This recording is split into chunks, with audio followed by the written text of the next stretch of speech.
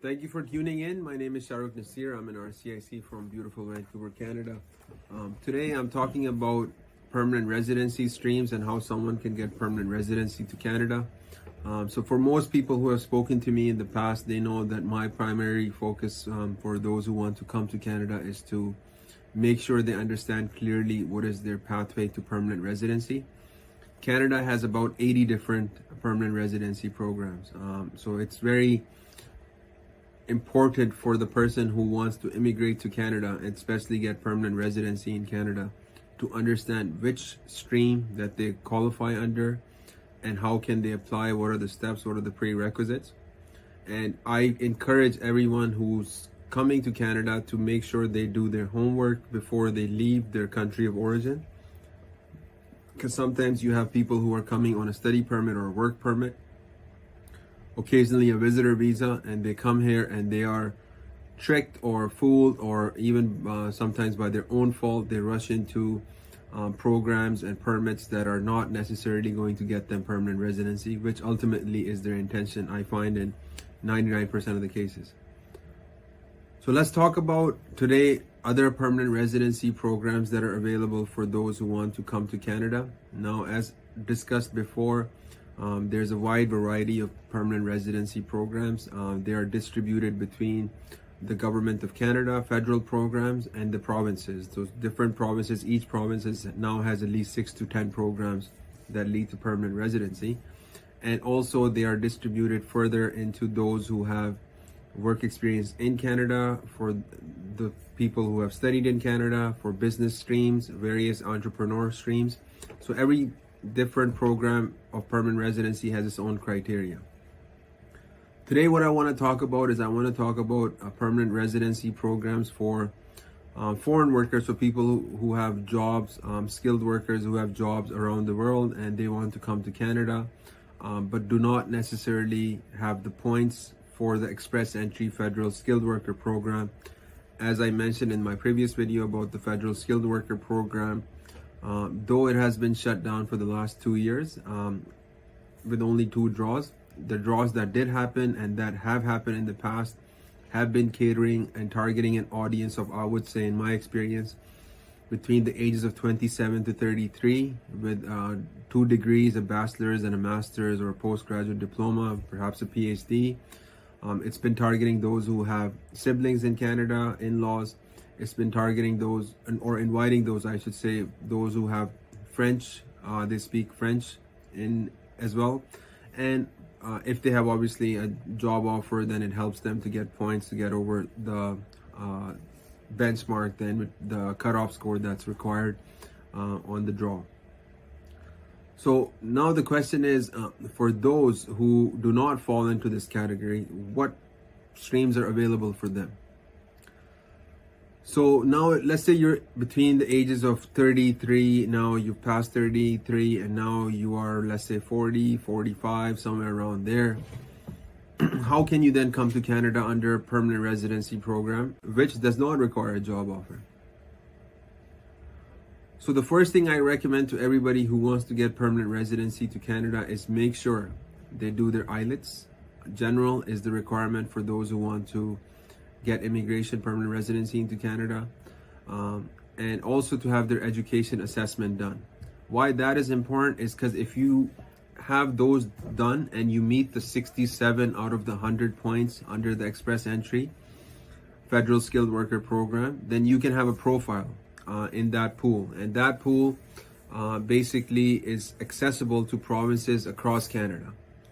Why that is important, and I'll give you an example of how that works, is that you may get 67 out of 100 points on the initial grid, which is of 100 points under the federal skilled worker program, but on the second grid out of CRS score, you might only have 350 points or 380 points, which obviously we have seen there has been there's not a lot of chance that you're going to get a draw based on that type of a score under the federal skilled worker express entry program. However, provinces are also now looking into this pool.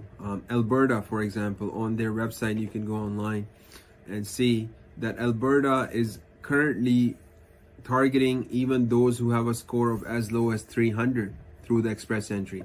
So what happens is when you create the express entry profile and you submit it into the pool, and let's say you have 300 points or 350 points, as long as you check all the boxes and you say you're interested in going into any province in Canada, those provinces can then access the database of IRCC, and they can invite certain occupations that they think will be suitable for their province and give them an invitation to apply, which is in fact a provincial nomination. And a provincial nomination by itself has 600 points.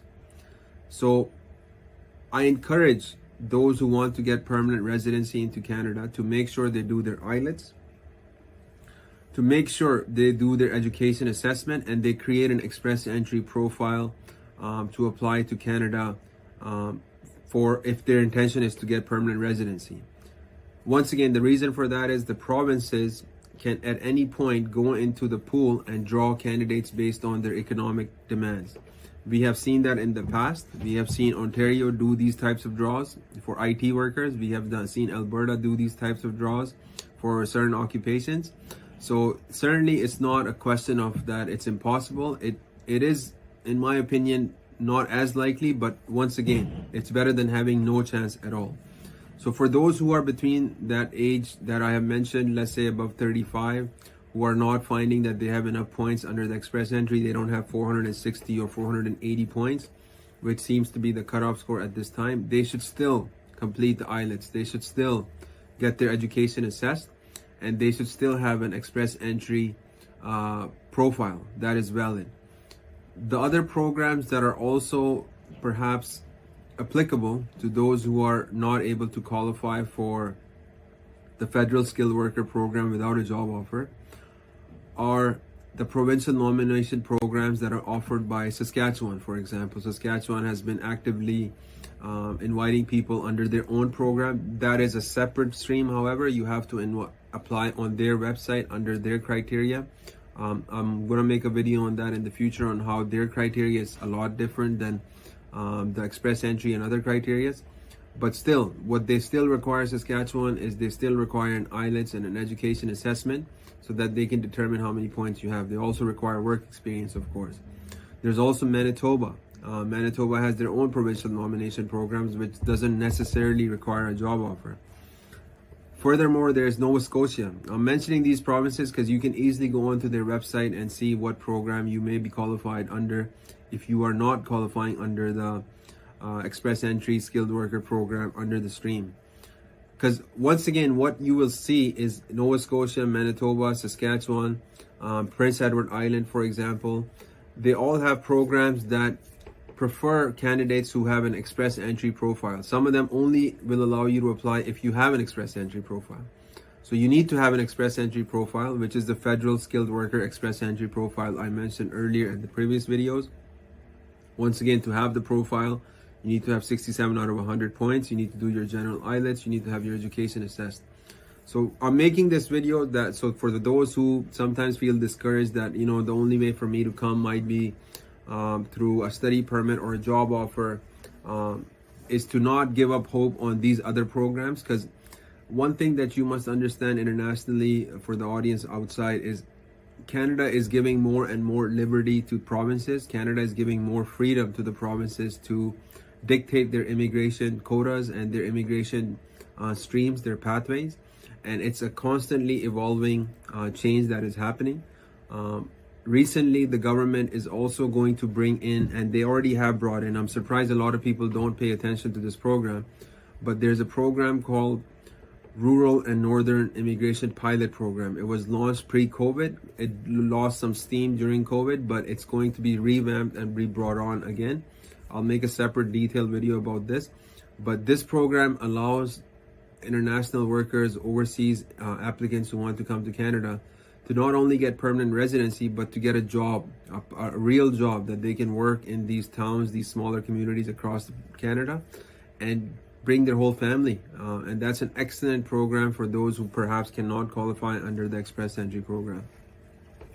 So I'll share the links down below in the description section. Make sure you go through all of them, and make sure you do your IELTS, your education assessment, and apply under these programs. Once again, Canada requires immigration. Canada requires workers to complete its shortage of labor. We have a huge shortage, and we are continuously inviting people from around the world to come to Canada. So complete your prerequisites, apply. Obviously, if you need assistance, if you need help, you can contact us.